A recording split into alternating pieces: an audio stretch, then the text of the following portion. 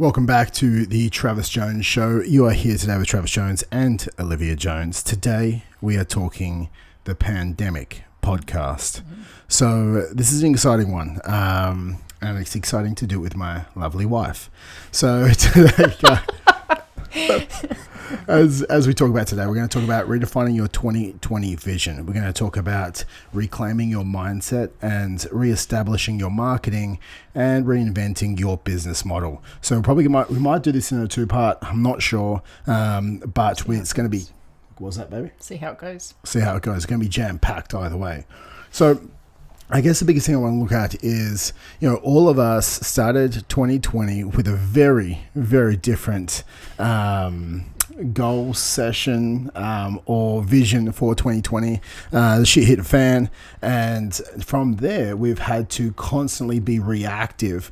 We're seeing in Melbourne, we've got 7 gyms in Melbourne. We have some at the other side of the country, so they're out of lockdown. We are still in lockdown. I know different parts of the world is currently in lockdown, so everyone is. There wasn't a manual how to navigate your gym through a pandemic. If there was, this could have been easier, but there wasn't such a manual. So we want to try and look at, with everything we know now and everything we're all currently going through, how can we make the best of the situation that we are in, and how can we control the controllables so we can actually achieve the results we are trying to achieve. Everything's been thrown into the wind, so we need to stop reacting in a reactive state. So you might feel stressed, frustrated, blame someone for your current situation, but at the end of the day, that really doesn't do anything for you, and they're all negative states. So if we're looking at redefining your 2020 vision, what would you say, Olivia? In the words of my husband, my brilliant husband, it would be just go with the flow. Go with the flow kind of guy. I think that's why Liv says that, because it's a personal inside joke, because we have like 73 chickens right now at our house, and we don't I am the go with the flow person in our relationship. Yeah. Which is the inside joke, because you're the farthest thing from a go with the flow guy. Well, it depends on who you ask. All jokes aside, I think everyone really needs to, I think you mentioned it a little bit as you were kind of doing the intro there, that you have to focus on the things that you can control, because there are so many parts of this for those of the people that are, negotiating, for their gym. And there's an element for some of us of comfort. There's an element for some of us of complete fear and overwhelm and frustration. So on both ends of the spectrum, whether it's not that bad or it's, feels like it's the end of the world, there is an element where you've lost routine, you've lost momentum. And, I know for us, for a period of time, or for me, there does feel like it's, you're kind of on an exercise bike to nowhere. It's a lot of repetitive behaviors, and that can be frustrating in itself, because there is no winning or losing. And so for those of us that are very outcome focused and very goal driven, and like to see the end of an outcome to each action, it's a little bit frustrating at the moment.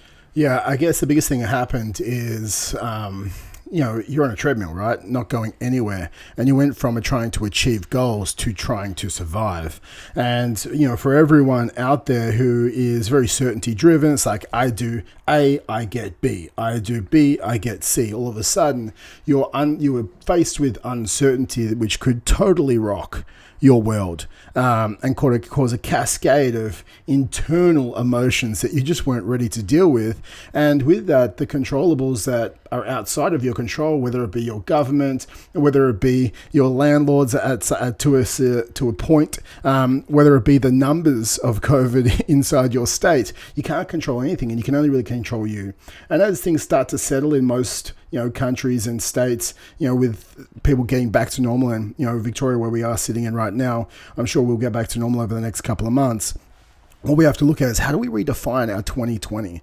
And, I think we need to start to make this proactive approach, and we need to make 6-month or 5-month goals, really. We need to, sometimes winning isn't just moving forward, but it's the ability to still be standing at the end of the aftermath. And I think, we have to sometimes pat ourselves on the back for actually getting through it. For all those listening who are getting through it and not falling over. I used to, for me, had this such a feeling of this void that I used to sit in, this chasm there, and I used to feel unfulfilled and disappointed every single day because I was constantly chasing these goals in front of me instead of sitting there each month and turning around going, what did I actually, look what I actually achieved over the last 30 days.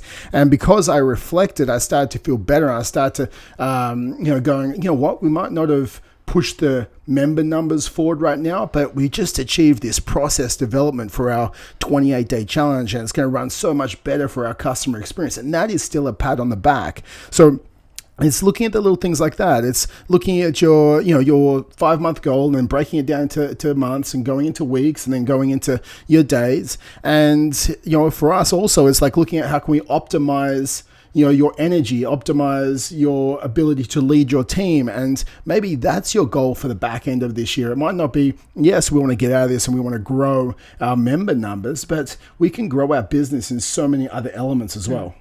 And I think that you've kind of led into something that really bugs me about this whole COVID thing. And obviously, for me, a lot of the frustration came with a lack of control from the outcome. But my biggest bugbear of the whole thing is this concept of a new normal. Like, it really gets my goat. Because I really find that at this point, a lot of people are using that as an excuse to sort of sit back and go, well, I just have to see how this plays out. I just have to wait it out before I set this goal. Or, I don't know what my gym's going to look like. Or I don't know. When did we start allowing someone else to determine our future or our goals or what is normal? Because I don't think our normal was ever other people's normal. No. And I don't think I understand that people are referring to things like, wearing masks and all that sort of stuff. But, this too shall pass. And, what was normal then isn't, internet, video conferencing, mobile phones, Facebook, like all of these things are and were new normals. It's just because the government, this, overarching, sorry, I'll put my hands down, this overarching, authority has said that there is a new normal. And I really think that everyone at this point, as part of the setting goals and taking control of the things you can control, you need to control what is the new normal I want, because that is what is going to define your success and your fulfillment, is whether or not you achieve what you want to achieve. Yeah, I completely agree. And I think when we're looking at this, I've always referenced a business owner as a bit of a gladiator, right? They're, going into the sea of battle, and they're fighting for their life. There's a 10-year chance, or is it like, what is that, 95% chance you won't be around in 10 years. And, so you're going to be sitting there, 1 in 20 will survive. So you literally are the modern day gladiator. But with this, we've just been given a different fight. That doesn't mean we don't still set goals. Doesn't mean we need to, change our vision. Maybe the steps towards achieving our vision needs to change. We need to chart a new course, but it doesn't mean we don't still move towards that horizon. We just have to, work a little bit harder or change our tact to get there. So with this, when we're looking at 6-month goals, right now you might be coming out of the pandemic, and if you are, we're seeing at some of the gyms like some great growth out of it. For those gyms that are open, people want to get back out of their house. They do want to make their health a priority. So I don't want you to place limiting beliefs on yourself, going, oh, people are going to be scared. Yes, some people will be scared, but so many people won't be scared, and they want to make their health more of a priority than they ever have before. So if we could set some goals, if you do have 100 members, then let's look at, okay, great. How do I increase my membership base every single month by 10 members per month or 15 members per month? How do I go from, $5,000 a week to $7,000 a week by the end of the year? If I can increase my revenue by $100,000 over the next 5 months, I think it's a good finish to the year. And I think that could be something that you look at. If I look at each of our gyms, if you're just a single gym owner. So if you look at it, go, great, I've got 5 months left. If I want to increase it by $100,000 in the next 5 months, and that means I'm going to increase it by, $2,000 per week, I can do some simple math. If it's an average of $50 per week for my clients, that means I need to increase by 40 members. So if I need to increase by 40 members, over 5 months, I can do the math again, and I need to go up by about 7 per month, and 7 to 8 per month. And if I can do that, it's like fantastic. Now I've got some clear goals, I've got some direction, something to work towards, and then you can start asking yourself better quality questions, because we only ever get better quality answers when we start asking ourselves better quality questions. We can look at a couple of cancellation rates. We can look at some suspension rates. But, the number that drives us from now on for the next 5 months is 8. A plus growth of 8 every single month. And now I've got a vision. What it's going to be looking like over the next 5 months. And we can set some goals over that as well. It's like, where do I want my customer experience to be over the next 5 months? And I think that's a great goal. Where do I want my team to be over the next 5 months? Where do I want to be over the next 5 months? Where do I want my leadership to be, my personal growth to be? And you can sit there, and I would sit there if I was you, and really map out that next 5 months for you, and give yourself a good hour and a half, and just like map out those areas of your life. And it's like, don't even worry about the process right now. Just put your vision back in play. Put your vision back in play, and then worry about the process to get there after the fact. But I think, again, like you said, the process of writing it down and giving yourself structure and permission to follow that, I know that there'll be people listening to this going, for example, Victoria, where we are, we opened and then we were shut, depending on where you were, from as little as 5 days after to, 10 days after that for the rest of the state, for the rest of, Metro Melbourne. So I think for a lot of people, there is a lot of fear and uncertainty because there are things you feel like you can't control.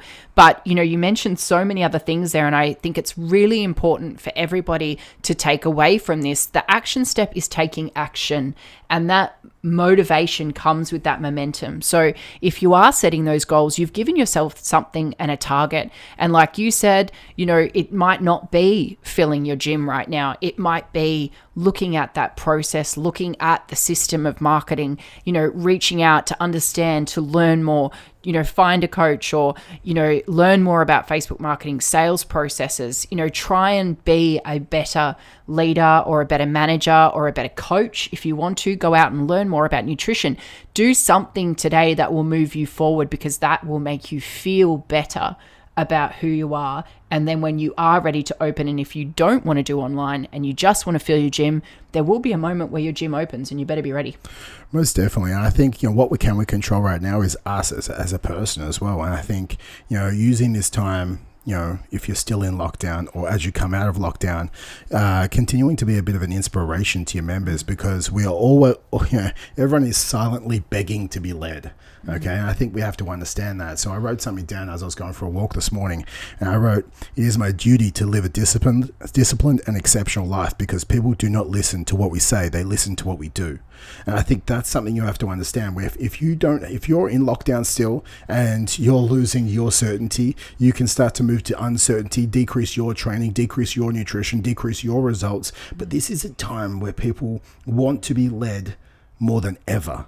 So this is a time where they want to be inspired. Exactly. They want to be inspired. You need to increase your discipline more than ever. You need to increase your exceptional life more than ever. They need to want to see what you're doing. They want to hear your education. So this is for you to create impact in them. It's for you to actually create impact within yourself. And I think that's where we start going back into reclaiming your mindset.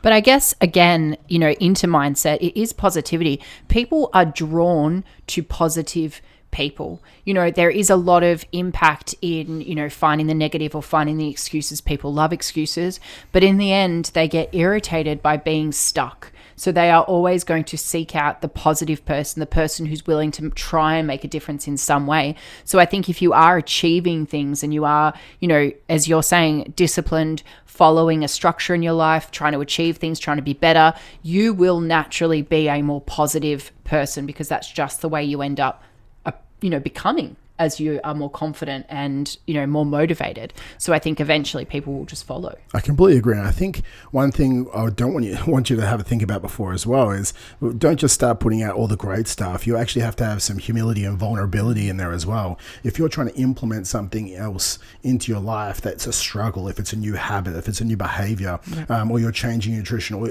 if you fell off the wagon, you document that. Document your struggles and also your triumphs. Document how you're coming back out out of the struggle as well, because this will make it an authentic and real experience for your members, which is more inspirational than anything.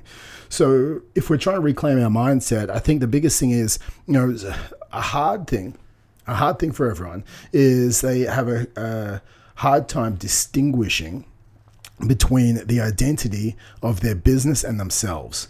Okay, so say you lost your business, you end up starting to feel bad about yourself. You start to call yourself a failure. You start to, tell yourself you're not good enough. Your self-worth is tied in with your business. We talk about this when, people are losing weight, like, your self-worth isn't tied in with your body, or your self-worth isn't tied in with your business either. And I think you need to establish you aren't your business. You aren't your essentially the name that's on the front of that business. Just because if it did fail, if it did fall down, that doesn't mean you are at the end. That doesn't mean you failed. You got hit with a pandemic. Okay. And I think that's one of the biggest things you have to understand. Your identity is not the success of your business. That the success of your business is just the actions you're choosing. That's all it is. But that's not who you are as a person.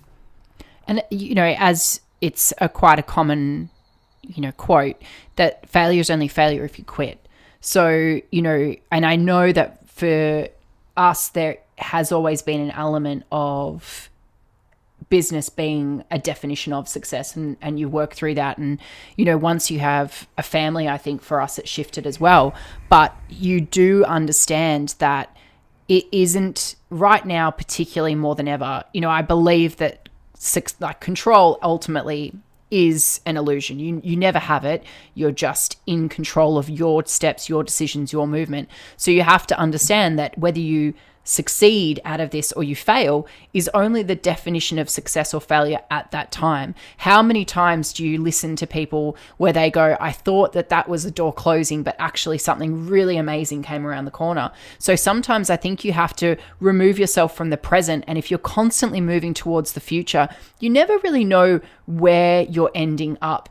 What you believed, even if we use RBT, if we believe what was a success when you first opened, that wasn't what a success was 2 years in. It wasn't what the success 5 years in. And with everything that we do now, the success of RBT is only effectively tied to your ability to live the life that you want. So I think everyone needs to understand that even if there is a failure in so much as you don't achieve the outcome that you wanted, or your business had to close its doors, or any of those things that so many people are facing right now, you need to understand that tomorrow that may be the best thing that ever happened to you. Something really cool might be just around the corner. Yeah, you're just constantly creating a new baseline to move from. And I think that's the biggest thing we have to take from it. I think, for us, reclaiming this mindset, we have to move forward and create that new baseline. It's like, and the easiest way to reestablish your mindset is to start to, like we said at the start, redefining your vision. And if we come back into that, it's creating small habits for the new version of you, whether that be, okay, fantastic, I'm coming out of this and I don't have much money to spend on marketing. And it's like, I'll reach out to 2 old members every single day for the next 100 days. Well, that's going to be 200 people that you reach out to. I am going to talk to 1 current member every single day and ask them for some form of a referral. Okay, fantastic. That's an extra 100 conversations. That's 300 conversations. We can look at local businesses. There's so many things you can do. And instead of, when we're looking at reclaiming our mindset, it can come down to, and I'm not going to go into the marketing just yet, but what we want to look at is what can we do to create the wins? Because, Newton's first law, right? When an object is in motion, it tends to stay at motion. An object at rest tends to stay at rest. So we just need to get you back in motion. We need to get you back winning again. It's not setting up goals that are crazy and ridiculous that you don't do. It's just getting you back in motion, and then every single week adding on top of those goals so you can win, and then you can win, and we start to pick up that speed every single week for the last 5 months of the year. And that's how you reclaim your mindset. That's how you reclaim your self-belief, your self-confidence. That's how you get rid of the fear and the doubt. Inaction is where fear comes from. Exactly. Action overcomes all types of fear. Completely agree. It's absolutely 100% the first thing anyone can do. There is no right or wrong action right now. I think it's just decisive movement towards something that makes you feel better, learn more, it makes you a better leader, a better owner, a better partner. Looking at things in your life right now that I wish I could do, you now can do. Just choose to do something and move yourself forward. And as you said, you can't do it all overnight. Pick something and make sure that you're being productive and proactive in everything that you're doing, because, no one took over the world by baking banana bread every day. That's very true. I think so. With this, I want you to structure out your weeks. I want you to find your 3 to 5 wins every single day. And I want you to, tick those 3 wins off every single day. And you might have a list of 150 things to do, but your 3 main big tasks, as long as you tick them off every single day, that's classified as a win. And I want you to prioritize that. What would be the 3 big things? Not the 3 things you want to do, the 3 things you should do, which is the 3 things you must do every single day to classify that as a win.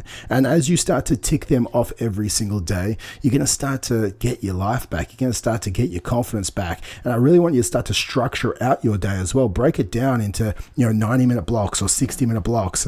Start to focus on becoming the best version of you, becoming growth. Grab yourself a couple of personal development books and, chunk out like 30 minutes every single day to start to, take in that information, actually start to nourish your mind again. This is where your mindset's going to come from. And with that, and then I just don't want you to slip into a victim mode. You have to be the hero of your life. And we become the hero by actually acting as the best version of ourselves, moment to moment to moment. So we all have the demon version of ourselves, and we always have, the hero version of yourself. If you're sitting there on a Friday night and it's been a stressful week, the demon version of yourself pops up on your shoulder and wants you to have 2 chocolate bars and, 17 tubs of Ben and Jerry's and 3 bottles of wine. Now, if that's not in your calories and you're on a weight loss journey, like what you have to look at is like, am I going to listen to the demon? I'm going to listen to the best version of ourselves, because every single day I'm trading a day that I'll never get back. And you need to start to move towards the best version of you. Abraham Maslow says, right? Like what one can be, one must be. And that doesn't mean you're going to fall on your face sometimes. Of course you will. But I want you to try every single day, no matter what's going on, to act as the best version of you. And then each week, just level up every week. I think it's a really important note here. Something that really made an impact for me after the arrival of Jax was something that we learnt actually at a Tony Robbins event, which was redefining my realm of success, my rules for success effectively. And I think in scenarios like now, there is an opportunity for people to have lost that routine, to have lost those habits, to have lost the, the structure or the things that made them feel good. Perhaps you can't go to the gym and lift the super heavy weights, maybe you've got the kids homeschooling, maybe you've got, barriers to what you would normally like to achieve. And I think one of the biggest things I learned at that event was being able to turn around and go, okay, if for me, training 2 times a week is successful, then that's successful. Now, then when I did manage to get to the gym 3 times or 4 times, which really I wanted to hit, but I already felt like a success at 2, which meant I didn't want to stop.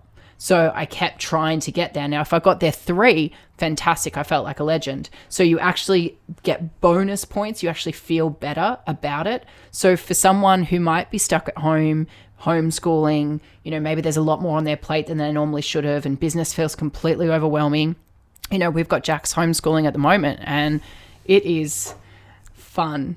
So I do understand that it doesn't always look like this magic perfect Instagram picture, and I think that's something that you mentioned earlier. You have to acknowledge the struggles, and I think there's nothing wrong with you saying it's important that. So for you, if you are struggling, pick your success level, drop it a bit, and for that first week, just see how you go with that. You will feel really positive. Make sure that you do set those rules for yourself. Travis and I have made it a really big focus to structure out our week of eating.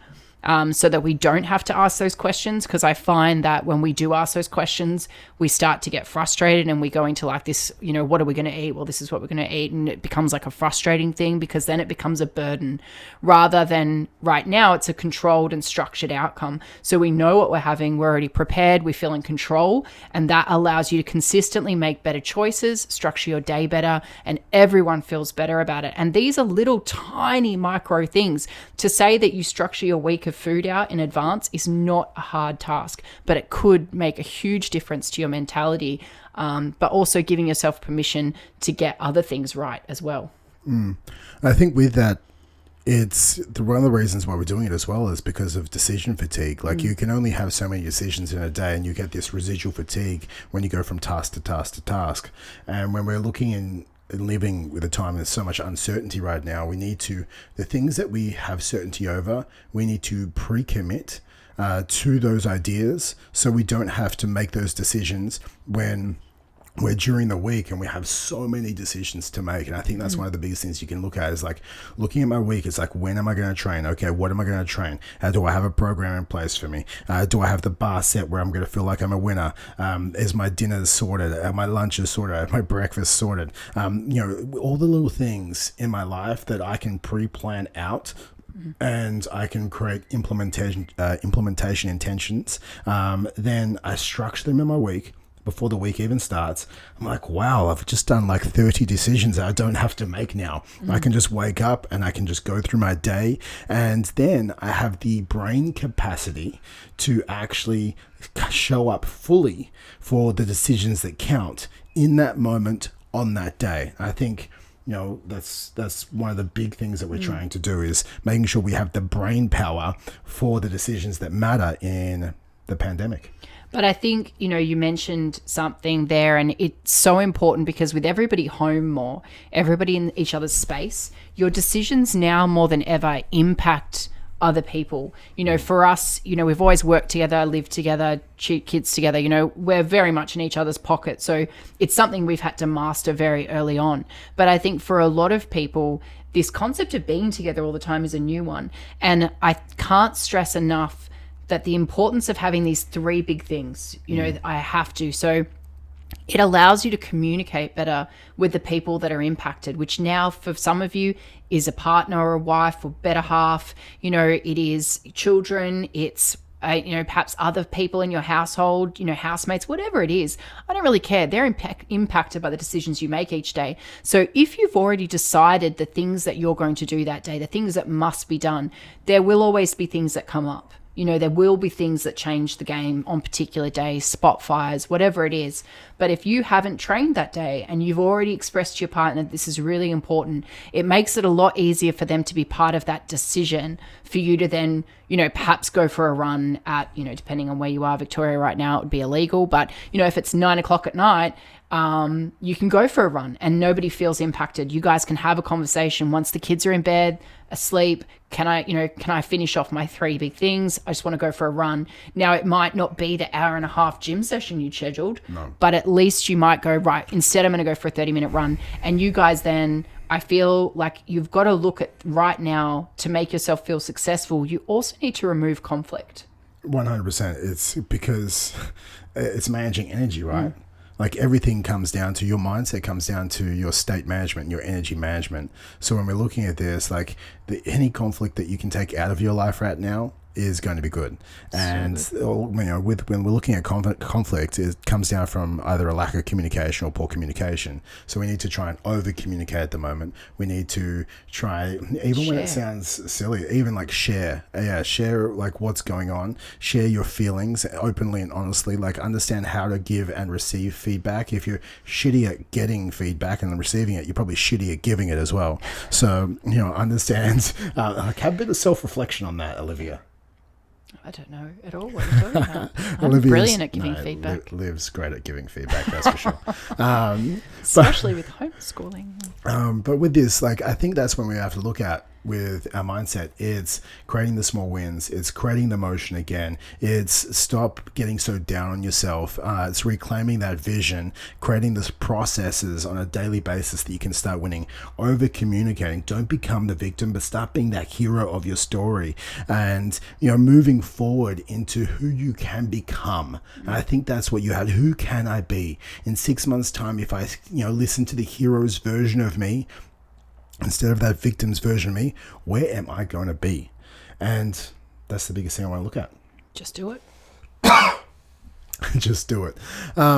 We're going to do this in a two-part. We're going to come back and we're going to do another podcast, and we're going to talk about reclaiming your or reestablishing your marketing and reinventing your business model. But that was part one of the Travis Jones podcast with Olivia Jones, talking about redefining your vision in 2020 and also reclaiming your mindset. Thanks for listening. Tune in next.